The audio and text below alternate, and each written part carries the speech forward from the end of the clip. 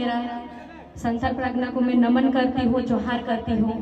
और साथ साथ यहाँ पर उपस्थित हमारे जितने भी काकी जेठी लोग हैं, दादी, जितने दादाजी, जितने हमारे छोटे छोटे भाई बहन, काका जेठा लोग, आप सभी को भी मेरा जोहार, नमस्कार। और ये जो कोल्हान, सॉरी मैं कोल्हान से हूँ इसलिए कोल्हान जुबान में आ जाता है। ये जो संथाल प्रज्ञा, ये जो संथाल प्रज्ञा के जो आपके जो वीर सपूत है, ये जो वीर है यहाँ के, जो सिद्धू कान्हू, चांद भैरव, फूलो झानो, इन सभी को मैं नमन करती हूँ। और हम लोगों को इन लोगों से कुछ सीखना चाहिए। सीखना क्या चाहिए कि आज ये लोग जो शहीद हुए हैं, क्यों शहीद हुए हैं? आप लोग को मालूम है कि शहीद क्यों हुए हैं? नहीं मालूम है। ये लोग शहीद हुए हैं जब यहाँ पर ईस्ट इंडिया कंपनी आया था हमारे झारखंड में, हमारे भारत में, हमारे झारखंड में, उस ईस्ट इंडिया कंपनी के खिलाफ। और जितना जमींदारों का जो लिया जाता है ना, टैक्स लिया जाता है, लगान लिया जाता है ना जमीन का, वो लगान का विरोध में इन्होंने विद्रोह किया था। ये लोग विद्रोह ऐसे नहीं किए थे, ऐसा नहीं कि जाके किसी के साथ लड़ने नहीं लगे थे। ये लोग जो जमीन का लगान लिया जा रहा था उसके खिलाफ में इन लोग विद्रोह किए थे और इन लोगों ने अपना जान गंवाया। तो क्या आज हम लोगों को वही चीज करना है कि इन लोग का जो सपना था, इन लोग का जो उद्देश्य था, उस उद्देश्य को पूरा करना है? उद्देश्य को पूरा करना है ना। अगर उद्देश्य को पूरा करना है तो हर घर से सिद्धू कान्हू निकलना पड़ेगा, हर घर से चांद भैरव निकलना पड़ेगा और हर घर से फूलो झानो निकलना पड़ेगा। आप लोग ये नहीं सोचिएगा कि अब सिद्धू कान्हू जैसे कौन बनेगा और चांद भैरव जैसे कौन बनेगा, फूलो झानो जैसे कौन बनेगा। हम लोग मेला लगाते हैं, उन लोग को माल्यार्पण करके माला पहनाते हैं। माला पहनाना उनका सम्मान नहीं है, उनका मेला लगाना उनका सम्मान नहीं है। उन लोगों का सम्मान तब है जब उनका जो उद्देश्य को हम लोग पालन करेंगे और उसको आगे ले जाएंगे और उस उद्देश्य के साथ हम लोग चलेंगे और काम करेंगे, तब ही उनका सम्मान होगा। आज जो हमारे झारखंड के जितने भी वीर शहीद हैं, इस संथाल प्रज्ञा के जितने भी शहीद हुए हैं, वो भी आज कहते होंगे, आज सोचते होंगे, हे झारखंड, हे झारखंड के मंत्रियों, हे झारखंड के माननीय मुख्यमंत्री, क्या हमने इसीलिए हमारा खून को जमीन पे रंगा दिया था लाल रंग की तरह? क्या हमने आज इसी दिन को देखने के लिए कि हमने अपना बलिदान दिया था कि बाहर के लोग आकर के हमारे झारखंड माटी के लोगों को, इन लोगों पे हावी हो जाएंगे और इन लोगों को शोषित करेंगे? नहीं, उन लोग इसलिए बलिदान दिए हैं, उन लोग इसलिए लड़ाई किए थे कि हमारे जो झारखंड के आने वाला पीढ़ी है, आने वाला पीढ़ी अच्छा से रहे, सुरक्षित रहे। और ये जमीन का जो लगान लिया जाता है, इसी वजह से आज यहाँ पर लोग विस्थापित हुए हैं। विस्थापित कैसे हुए? यहाँ का जमीन लिया गया ना, लेकिन फिर भी यहाँ के लोग बेरोजगार हैं। बेरोजगार है ना। जब हम लोग आए यहाँ, आप लोग का लिट्टीपड़ा विधानसभा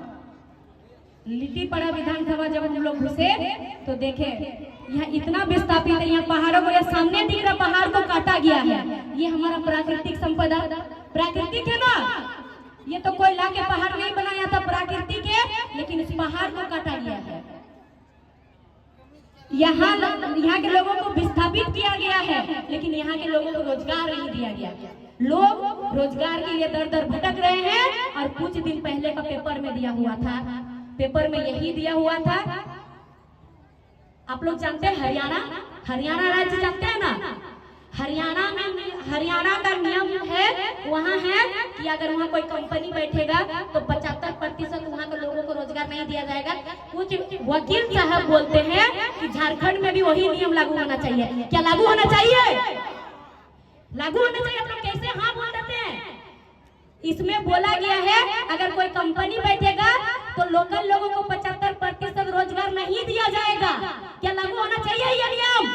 नहीं होना चाहिए, एकदम नहीं होना चाहिए। अगर आप लोग हाँ बोलिएगा तो फिर आप लोग नहीं मानते इन वीर शहीदों को। आज अगर ये वीर शहीद हुए हैं तो यही सबका रोग लगाने के लिए कि अगर हमारा माटी है तो हमारे यहाँ के लोगों को रोजगार मिलना चाहिए, हमारा जमीन है, यहाँ जो होगा वो हमारा होगा। लेकिन अभी क्या हो रहा है, अगर यहाँ से कुछ भी खनिज संपदा आ रहा है तो वो सरकार का हो रहा है।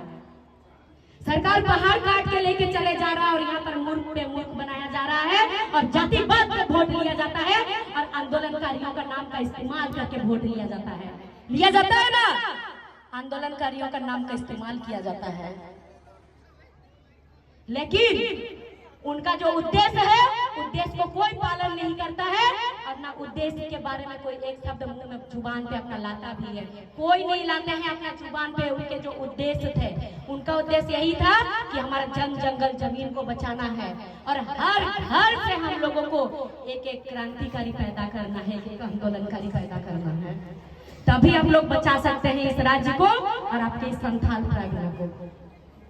अन्यथा ये लुटेरे हैं जो बाहर से आए हुए हैं वो लूट के चले जाएंगे। क्योंकि हमारे झारखंड के जितने भी लोग हैं, हमारे झारखंड के लोग कच्चे मिट्टी की तरह होते हैं। कच्चा मिट्टी जानते हैं ना, कच्चा मिट्टी को जो क्या बोलते हैं, कुम्हार बोलते हैं ना, जो कच्चा मिट्टी को तरस के बनाते हैं बर्तन। अगर उसको डेगची बनाएगा तो डेगची बनता है, अगर उसको दिया बनाएगा तो दिया बनता है ना कच्चा मिट्टी में। तो वही है हमारे झारखंड के लोग। इतने भोले भाले लोग हैं कि अगर इन्हें कोई आके, इनके सामने कोई आके अगर अपना दुख सुनाने लगेगा, अगर एक उदाहरण देकर समझा रही हूँ, अगर कोई करोड़पति अरबपति आदमी आएगा और झारखंड के लोग जो हम मांग के खा रहे हैं अगर हमारे सामने आके हाथ फैलाएगा, उसके पास हम जानते हैं अरबों संपत्ति है, लेकिन आके बोलेगा कि भाई हमारे बच्चे भूखे हैं, हमें दो ना थोड़ा खाने के लिए। लेकिन हमारे झारखंड के लोग इतने भोले वाले हैं, अपना पेट को भूखा रखेंगे, अपना बच्चा को भूखा रखेंगे, उनको परोस देंगे। इसीलिए आपकी बात हमें देखना है कि पहले हमें अपना पेट पालना है, उसके बाद हमें दूसरों को देना है। बचेगा तो, नहीं तो नहीं। जैसे अभी नियम नीति, जैसे भैया लोग दादा लोग बोले ना ये अमित दादा अभी कि यहाँ पर नियोजन नीति नहीं है, उद्योग नीति नहीं है, विस्थापन नीति नहीं है, इसीलिए आज आप लोगों को विस्थापन का दर्द झेलना पड़ रहा है। नियोजन नीति नहीं बना हुआ है झारखंड में, इसीलिए आज आप लोगों को रोजगार के लिए दर दर भटकना पड़ रहा है। आप लोगों को ही नहीं, हम लोगों को भी दर दर भटकना पड़ रहा है। इसीलिए आज हम लोग यहाँ पर आए हैं और जगह जगह जा करके समझा रहे हैं। हम एक छात्र हैं, हम भी एक छात्र हैं, हम भी फॉर्म भरते हैं, कुछ भी निकलता है तो क्यों जाना पड़ रहा? क्योंकि हम लोग मजबूर हैं हमारा झारखंड का परिस्थिति को देख करके। और आप लोग जानते हैं कि अगर जिनके भी बच्चे पढ़ रहे हैं, आप लोग जान रहे हैं कि आप लोग के बच्चे पढ़ते जा रहे हैं, फॉर्म भरते जा रहे हैं, एग्जाम देते जा रहे हैं, नौकरी बाहर वाला का होते जा रहा है ना बाहर वाला का। आप लोग बताइए, आप लोगों का क्षेत्र का कितना बच्चा पढ़ लिख के आया है और उनका नौकरी हुआ है? नहीं हुआ है। क्या बोला जाता है कि आपके बच्चे काबिल नहीं है? क्या आपके बच्चे काबिल नहीं है? आप लोग बताइए। गांव घर के जो बच्चे होते हैं, जब बच्चे 5 वर्ष के रहते हैं, वो बच्चे को पूरे गांव के सभी लोगों का नाम याद रहता है। इतना ही नहीं, किनके घर में कितना छगरी है, किनके घर में कितना मुर्गी है, वो भी याद रहता है ना। और जो शहर के बच्चे होते हैं, उनका मोहल्ला का सबका नाम याद नहीं रहता, परिवार का सबका नाम याद नहीं रहता, उसी एज का बच्चा का। तो सोचिए हमारे गांव घर के बच्चों का मेमोरी पावर, उनका दिमाग कितना तेज रहता है। और वही बच्चा जब बड़ा हो जाता है तो कमजोर क्यों बन जाता है?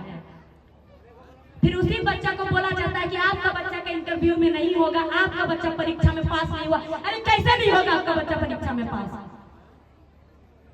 कमजोर इसलिए होता है क्योंकि यहाँ पर शिक्षा का कोई व्यवस्था नहीं है, यहाँ का शिक्षा का कोई नीति नहीं बनाया हुआ है। यहाँ हमेशा बोला जाता है कि सबको शिक्षा, सबको ज्ञान, खाली दीवारों पे लिखा जाता है और चुनाव से पहले खाली माइकों में कहा जाता है और भाषण दिया जाता है, वो सिर्फ भाषण में है। लेकिन अभी शिक्षा का कोई नियम नीति नहीं है, सबको शिक्षा नहीं मिल रहा है बराबर। अगर सबको शिक्षा बराबर तब मिलेगा जिस दिन वो विधायक, संसद के बच्चे और सरकारी पदाधिकारी के बच्चे सब सरकारी स्कूल में पढ़ेंगे। आप लोग बताइए, जो सरकार का पैसा ले रहे हैं, सरकार का गाड़ी ले रहे हैं, सरकार का बंगला में रह रहे हैं, बिजली फ्री, पानी फ्री, सब चीज फ्री, क्योंकि वो सरकारी आदमी है। तो फिर उनके बच्चे सरकारी स्कूल में क्यों नहीं पढ़ रहे हैं? क्योंकि वे कभी नहीं चाहते हैं आपके बच्चे सरकारी प्राइवेट स्कूल में पढ़े और आपके बच्चे अच्छा पढ़े और शिक्षा बराबर हो, और कभी नहीं चाहते हैं कि आपका बच्चा आगे बढ़े। अगर आपके बच्चे को आगे बढ़ने देंगे, आपके बच्चे को शिक्षित बनाएंगे, तो फिर वोट कौन करेगा? झंडा लेके कौन ढोएगा उनके बच्चों के पीछे? ये बहुत समझने वाली बात है, बहुत गहराई वाली बात है। भले ये बात ऊपर ऊपर माथा में चला जाएगा, लेकिन बहुत गहराई वाली बात है ये। एक बार गहराई से सोचिएगा इस बात को। समान शिक्षा नहीं दिया जाता है हम लोगों को। और ठीक उसी प्रकार से जब महिलाएं, गर्भवती महिलाएं, जब बच्चा होता है, बच्चा जब प्रसव होता है, तो उसको अस्पताल लेके जाया जाता है। अस्पताल लेके जाया जाता है ना, अस्पताल जाते हैं ना, वो जाते हैं अस्पताल। अस्पताल में कोई सुविधा नहीं है। अभी हाल फिलहाल का बात बता रहे, हमारी भाभी का देहांत हुआ अस्पताल का लापरवाही के कारण। अस्पताल में क्या करता है? डॉक्टर नहीं है। अगर डॉक्टर है तो वहां कोई सुविधा नहीं है, नहीं रहता है सुविधा। शर्माने वाली बात नहीं, हकीकत बात है। अगर किसी का नॉर्मल डिलीवरी हो जाता है तो फिर अगर उसका ब्लडिंग बंद नहीं होता है तो निश्चित है कि वो महिला का अस्पताल में मौत होगा, क्योंकि कोई सुविधा नहीं है अस्पताल में। और जो सरकार में बैठे हुए, जो सरकारी पद में है, उनके बहू बेटियों को बड़ा बड़ा प्राइवेट अस्पताल लेके जाया जाता है। उनके बहू बेटियों को सरकारी अस्पताल क्यों नहीं लेके जाया जाता है? क्यों नहीं? ये पूछना है, ये सवाल करना है, क्यों नहीं ले जाया जाता? क्या हम गरीब के जान का इतना भी कीमत नहीं है? क्या हम गरीब लोगों का जान का कोई कीमत नहीं है? नहीं है क्या? आपके बहू बेटियों का जान का कोई कीमत नहीं है क्या? तो फिर इस बात पे हम लोग सब चुप क्यों रह जाते हैं? अभी रास्ता पे चलिएगा, जगह जगह पे रोड में टैक्स देना पड़ता है, देना पड़ता है ना टैक्स। हम सब गरीब लोगों के लिए टैक्स है। किसी का गाड़ी में आगे नंबर प्लेट के सामने एक बोर्ड लगा रहेगा, उसके लिए टैक्स नहीं है। माननीय डीसी महोदय के लिए टैक्स नहीं है। सरकारी पदाधिकारी है तो सरकारी पोस्ट में है तो क्या हुआ? टैक्स तो उनका भी होना चाहिए। सड़क में तो वो भी चल रहे हैं, उल्टा उनको सरकार से पैसा भी, तनख्वाह भी मिल रहा है, क्यों नहीं उनका टैक्स लगेगा? कोई विधायक है, सांसद है, उनका टैक्स नहीं, उनका तो उनका टैक्स नहीं, ऊपर से टैक्स जो उनके कार्यकर्ता है उनका भी टैक्स नहीं लगता है, और हम सबका टैक्स लग जाता है। इसी चीज का विरोध किए थे, और यहाँ उसका विरोध हुआ था इस संथाल परगना से कि हम लोग लगान नहीं देंगे। ये भी तो एक प्रकार से लगान है ना, लगान है ना। हम लोग जमीन दिए सड़क बनाने, और उसी सड़क में चलने के लिए हम लोग को पैसा देना पड़ता है, टैक्स देना पड़ता है, देना पड़ता है ना, देना पड़ रहा है। और अभी अगर आप लोग बच्चा को पढ़ाने जाइएगा, किताब खरीदने जाइएगा, उसमें भी टैक्स देना पड़ता है। आप लोग कलम खरीदने जाइएगा, उसमें भी टैक्स। बच्चा को ट्यूशन पढ़ाने जाइएगा, उसमें भी टैक्स।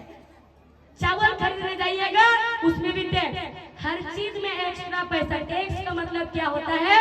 आप अगर कुछ भी चीज का अगर आपका 5 रुपया दाम है तो उसको वो वाला 7 रुपया लगेगा, क्योंकि 5 रुपया में आप उसको खरीद लीजिए और 2 रुपया सरकार को दीजिए। और आप लोग बताइए सरकार से क्या मिल रहा है? क्या आपके बच्चों को समान शिक्षा मिल रहा है जो उनके बच्चों को मिल रहा है? नहीं, समान शिक्षा नहीं। क्या स्वास्थ्य व्यवस्था उनके परिवार को जो मिल रहा है, क्या आपके परिवार को मिल रहा है? नहीं मिल रहा है। तो ये सब हम लोगों को समझना पड़ेगा। और जब चुनाव पहुंच जाता है तो माननीय महोदय लोग आ जाते हैं और बड़ा बड़ा भाषण दे करके चले जाते हैं, और हम झारखंड के लोगों के साथ एक इमोशनली कार्ड खेल करके चले जाते हैं। इमोशनल मतलब हम लोगों के सामने आके रोने लगते हैं, भावुक हो जाते हैं। हम लोगों को एक संस्कार सिखाया जाता है। क्या सिखाया जाता है? जब हम लोग छोटे रहते हैं कि बेटी वो बड़ा है, वो बड़े हैं, उनका सम्मान करना, पैर छू करके प्रणाम करना सिखाया जाता है ना। ये बहुत अच्छी बात है, ये संस्कार देना चाहिए। लेकिन और एक बात ये भी सिखाना चाहिए, सिर्फ बेटी को ही नहीं, बेटा को भी सिखाना चाहिए ये संस्कार कि अगर कोई बड़े हैं तो उनको सम्मान करना है पैर छू करके, लेकिन एक बार ऊपर तरफ जरूर देखना है। दिन दुनिया खराब है, आप जब पैर छूने के लिए नीचे झुक रहे हैं तो आपका माथा में उसका हाथ जा रहा है कि आपका माथा में वो पत्थर रख रहा है? अगर हाथ जा रहा है, आपको आशीर्वाद दे रहा है, तो पत्थर उसका पैर छू करके प्रणाम कीजिए, आशीर्वाद लीजिए। और अगर एक नजर ऊपर रखिए, अगर पत्थर रखने का कोशिश कर रहा है, पैर छू रहा है, तो उसी पैर में पकड़ करके धड़ाम से नीचे गिरा दीजिए। ये संस्कार देना पड़ेगा, तब चक्कर के आगे बढ़ने सकिएगा, तभी आगे बढ़ने सकिएगा, अन्यथा आगे बढ़ने नहीं सकिएगा। हम गरीब शोषित परिवार के लोगों को कीड़ा मकोड़ा की तरह समझ बैठते हैं सब कोई। अभी आप लोग देखे होंगे विधानसभा सत्र जो चला था, कौन किसने सुना था? कौन सुने थे विधानसभा सत्र? विधानसभा सत्र यही होता है जहां पर विधानसभा के अंदर विधायक लोग जो अपना अपना क्षेत्र से विधायक बना करके भेजते हैं ना, विधानसभा के अंदर विधायक लोग जाकर के अपना क्षेत्र का समस्या रखा जाता है। किसी ने नहीं सुना विधानसभा सत्र? किसी ने नहीं सुना। फरवरी या जनवरी का लास्ट में या फरवरी में फिर से होगा, इस बार वाला जरूर सुनिएगा आप लोग। इस बार का विधानसभा सत्र जो चला दिसंबर वाला में, किसी ने अपना क्षेत्र के बारे में कुछ भी बात नहीं कहा। किसी ने नहीं कि हमारे क्षेत्र में ये समस्या है, झारखंड में ये समस्या है। एकमात्र जयराम दादा थे जिन्होंने ये कहा कि हमारे झारखंड में समस्या है, हमारे झारखंड के छात्र दर दर भटक रहे हैं। माननीय मुख्यमंत्री महोदय से कहे कि माननीय मुख्यमंत्री महोदय जी, वो बच्चे आप ही के तो हैं, क्योंकि आप राज्य के मुख्यमंत्री हैं। आपको किसने वोट किया नहीं किया वो नहीं देखना। एक बार अगर कोई नेता बन जाता है तो उनको वो नहीं देखना होता है कि उनको किसने वोट किया नहीं किया। उस क्षेत्र के सारे जनता उनके होते हैं, वो जनता सारे उनके होते हैं। अगर उनको वोट नहीं भी किया तो फिर भी उस नेता को उनका काम करना पड़ेगा, क्योंकि ये लोकतांत्रिक देश है, ये एक लोकतांत्रिक देश है।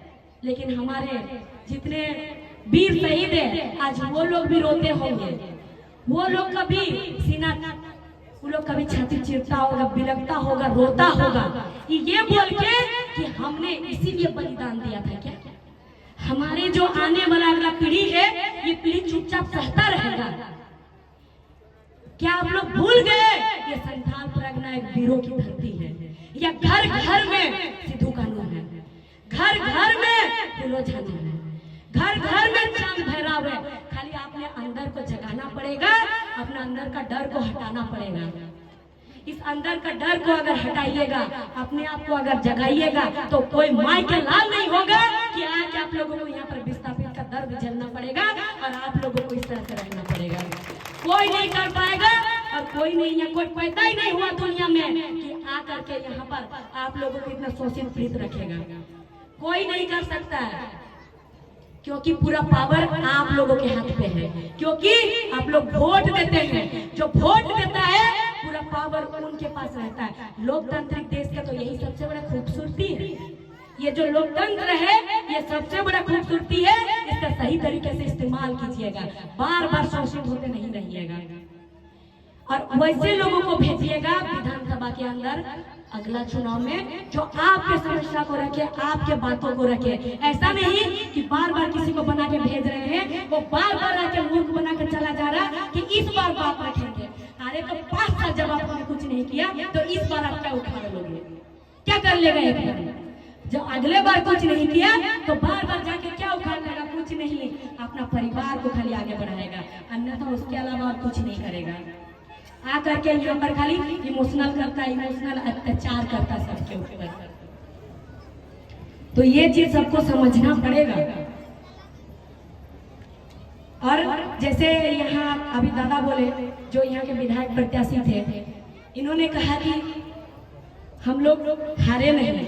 बिल्कुल, अगर किसी का मन में होगा कि लोग हार गया, लेकिन फिर भी बड़ा बड़ा बात बोलने नहीं छोड़ा। ये बड़ा बात नहीं है, ये बड़ा बात नहीं है, ये हकीकत बात है। हारता वो है जो जीतने के लिए जाता है। सिर्फ हम लोग हारे नहीं हैं, क्योंकि हम लोग बदलाव के लिए आए हैं। 81 विधानसभा है हमारे पूरे झारखंड राज्य में, लेकिन विधानसभा के अंदर तहलका मचाता है सिर्फ एक ही विधायक, वो है झारखंड लोकतांत्रिक क्रांतिकारी मोर्चा के। तो यही चीज आप लोग को एक चीज जानकारी नहीं होगा, जो सत्ता पक्ष के विधायक नहीं होते हैं उनको 4 मिनट से ज्यादा समय नहीं दिया जाता विधानसभा के अंदर बोलने के लिए, समस्या रखने के लिए विधानसभा सत्र में। तो आप लोग एक बार सोच के देखिए, अगर एक विधायक के जगह अगर 10 भी विधायक गए रहते तो अगर 4-4 मिनट समय मिलता तो कितना समय मिलता। और जाके विधानसभा के अंदर एक ही ने तो तहलका मचा करके रख दिया है, और अगर 10 विधायक वहाँ चले जाते तो आज विधानसभा के अंदर पूरा कादो कादो हो जाता है, पूरा झारखंड का सरकार को भी झुकना पड़ जाता और हर जगह पे नियम नीति लागू करना पड़ता उनको, क्योंकि झारखंड के सरकार को झुकाना है। अगर नियम नीति लागू कराना है तो सारा पावर जनता के हाथ में होता है, हम जनताओं के हाथ में होता है। हम लोग चुप रहते हैं, उस पावर को जानते नहीं है, और हम लोग सिर्फ वोट को एक बस ये सोचते हैं कि अंगूठा बस दबाना है, अंगूठा नहीं दबाना है। हमारा वोट देना मतलब 5 वर्ष के लिए हम लोग अपना अधिकार किसी को दे देते हैं, पूरा 5 वर्ष के लिए अपने बच्चों के भविष्य को दे देते हैं 5 वर्ष के लिए। तो इस चीज को समझिएगा। आज अगर रात को इतना रात हम कोल्हान से चल करके यहाँ संथाल परगना में आ गए हैं तो क्यों आए हैं? क्यों आए हैं? क्योंकि हम लोग चाहते हैं कि हर घर से एक एक बेटी निकले, हर घर से एक एक बेटा निकले जो ये चांद भैरव सिद्धू कानू और फूलो छानो की तरह बने, निर्मल महतो, सुनील महतो और विनोद बिहारी की तरह बने। जो विनोद बाबू थे, बिरसा मुंडा हुए, चांद भैरव, ये तो आप ही लोग के यहाँ पर तो उन लोग का मूर्ति भी लगा हुआ है ना, मूर्ति लगा हुआ है। तो मूर्ति को देख करके कुछ सीखिए, और सीख करके एक बार जानने का प्रयास कीजिए कि लोग क्यों लड़े थे, किस लिए लड़े थे। पहले तो पढ़ा लिखा नहीं थे इन लोग, फिर भी लड़े थे। ये लोग जान रहे थे हमारे साथ गलत हो रहा, और अभी पढ़ लिख करके भी हम लोग साइड हट रहे हैं। साइड क्यों हट रहे हैं? क्योंकि हम लोग कहते हैं अभी लड़ के तो नहीं सकेंगे, अभी हम लोग सिर्फ और सिर्फ लड़ सकते हैं जो हमें संविधान से जो हथियार मिला है, बाबा साहेब अम्बेडकर ने जो दिया है हथियार, जो वोटर कार्ड, अभी हम लोग उसी से लड़ सकते हैं। अभी हम लोग तलवार से नहीं लड़ सकते हैं, अभी हम लोग तीर धनुष से नहीं लड़ सकते हैं, और अभी हम लोग छुरी टांगी फरसा से नहीं लड़ सकते, क्योंकि जो दूसरे लोग हैं जो बाहर से हैं उन लोग के पास गोली बारूद है। हम लोग लड़ सकते हैं जो हमें संविधान से सबसे जो बड़ा हथियार मिला है वोटर कार्ड, हम उस वोटर कार्ड से लड़ सकते हैं। और हम लोग एक ऐसा नेता, एक ऐसा लीडर चुन करके भेजेंगे विधानसभा के अंदर, ताकि वो हम लोगों के समस्या को रख सके। एक छोटा सा उदाहरण है, हर परिवार में परिवार का मुखिया किसको चुना जाता है? परिवार का मुखिया उनको ही चुना जाता है जो परिवार को बंद के रखने सके, उनको ही चुना जाता है ना। एक तो दादी होती है, या फिर दादाजी होते हैं, या फिर पिताजी होते हैं। जिनके दादाजी दादी जी पिताजी नहीं है उनके माताजी होते हैं, या फिर बड़े भाई होते हैं ना। वैसे लोग होते हैं जो भी हो ऐसे होते हैं जो परिवार को बांध के रख सकते हैं, वैसे लोग को मुखिया चुना जाता है। ऐसे लोगों को तो नहीं चुना जाता है जो कि परिवार को संभाल के नहीं रखने सके। अगर परिवार पे कुछ आंच आ जाता है तो डट के सीना तान के जो खड़ा होने सके, उस इंसान को परिवार का मुखिया चुना जाता है ना। तो एक परिवार का मुखिया चुनने के लिए एक वैसे दमदार इंसान का जरूरत होता है। तो फिर एक विधानसभा का जो मुखिया चुनते, विधानसभा के अंदर भेजते हैं, एक विधायक चुनते हैं, तो ऐसे इंसान को क्यों वहाँ भेजते हैं जो विधानसभा के अंदर जाके खराटे मारते हैं? जैसे ऐसे लगता मिट्टी खोद करके आए हैं, जाके बैठे हैं। नहीं तो ऐसे बैठते हैं जैसे कि कभी भी एसी का हवा देखे ही नहीं है और एसी में जाके बैठे हैं, वैसे आराम से बैठ जाते हैं कुर्सी में। कभी आप लोगों की समस्या को रखा ही नहीं जाता है। तो इस बार बदलाव जरूर कीजिएगा, इतना आसानी से नहीं होता है, धीरे धीरे होता है, लेकिन धीरे धीरे ही हम लोग को चलना है। और कभी हारे नहीं है हम लोग, कोई हारता नहीं है, आदमी जीतता है या फिर कुछ सीखता है। क्योंकि अभी हम लोग शुरुआत है, हम लोग बच्चे हैं, हम लोग बच्चे इस राजनीतिक में। और राजनीतिक में आने का उद्देश्य भी यही है कि हम लोग आंदोलन करके देखें। आंदोलन जब करने के लिए जाते हैं तो लाठी बरसाया जाता है, सिर फोड़ा जाता है, धारा लगाया जाता है। धारा जितना उम्र नहीं हुआ है उतना धारा लगा हुआ है। 37 को धारा लगा हुआ है, 4 वो केस है। क्यों है? क्योंकि आंदोलन में, छात्र आंदोलन जो सीजीएल आंदोलन हुआ था ना, सीजीएल का एग्जाम कौन कौन दिए थे? उसमें लगा हुआ है। 60-40 नियोजन नीति के टाइम लगा हुआ है, इतने सारे लगा हुआ है। लेकिन क्यों किया जाता है? कि डरने के लिए, तो डराने के लिए। तो हम लोग भी कह दिए कि लगाइए, जितना धारा लगाना है उस धारा को हम लोग स्वीकार करेंगे, लेकिन फिर भी हम लोग लड़ना नहीं छोड़ेंगे, हम लोग लड़ेंगे। और यही तो सब ये तो धारा लगना, केस होना, ये आंदोलनकारी का, आंदोलन का, क्रांतिकारी का ये श्रृंगार है। धारा लगना, केस होना, ये श्रृंगार है। हम लोग स्वीकार करेंगे, लेकिन हम लोग लड़ने नहीं छोड़ेंगे। और अभी तो एक दो आंदोलनकारी, क्रांतिकारी निकले हैं।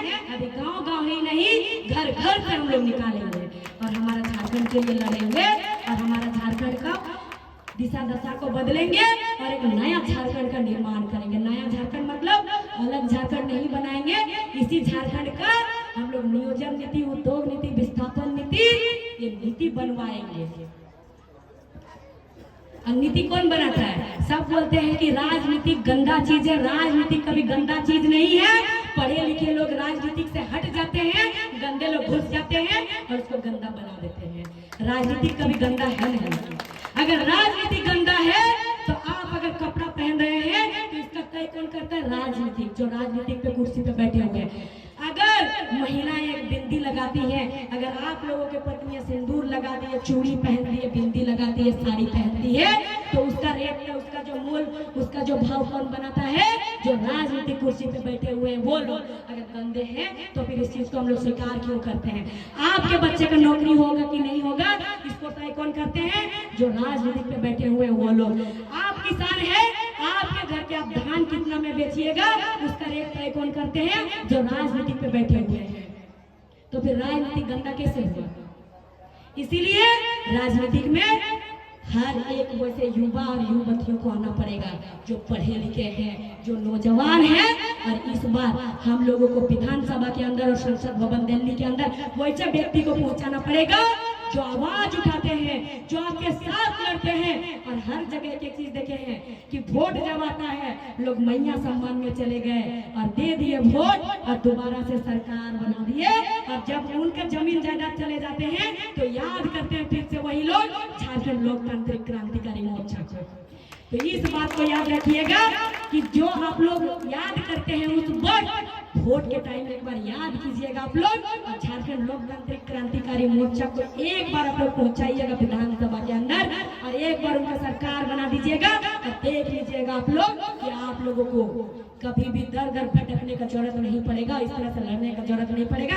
अभी आप लोग कुछ दिन पहले का, लगभग 2 दिन पहले देखे होंगे जो सीसीएल वाला क्वार्टर का जयराम दादा का आप लोग देखे होंगे। एक परिवार को, एक महिला को जाकर के पुलिस वालों ने डंडा मारा था। जयराम दादा रात 2 बजे उठ के चले गए और पूरा सीसीएल को वहां पर खदेड़ के सबको निकाल दिया और एकदम जितने लोग वहां क्वार्टर को कब्जा करके रखे थे सबका एकदम लिस्ट निकाल दिए। तो एक ही विधायक पूरा झारखंड में तबाही मचा करके रखा हुआ है। तो आप सोचिए अगर सरकार बनेगा तो कोई माई के लाल पैदा नहीं हुआ है जो हमारे झारखंड में नजर डालेगा।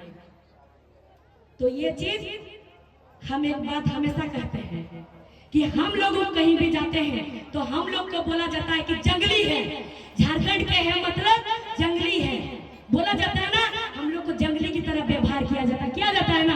तो आप लोग गर्व से कहिएगा कि हम लोग है जंगली, है हम लोग जंगली, क्योंकि जंगल में ही शेर का वास होता है और उसी शेर के बच्चे हैं हम लोग। तो हम लोग है जंगली, गर्व से कहिएगा हम लोग है, हम लोग झारखंडी है और हम लोग जंगली है।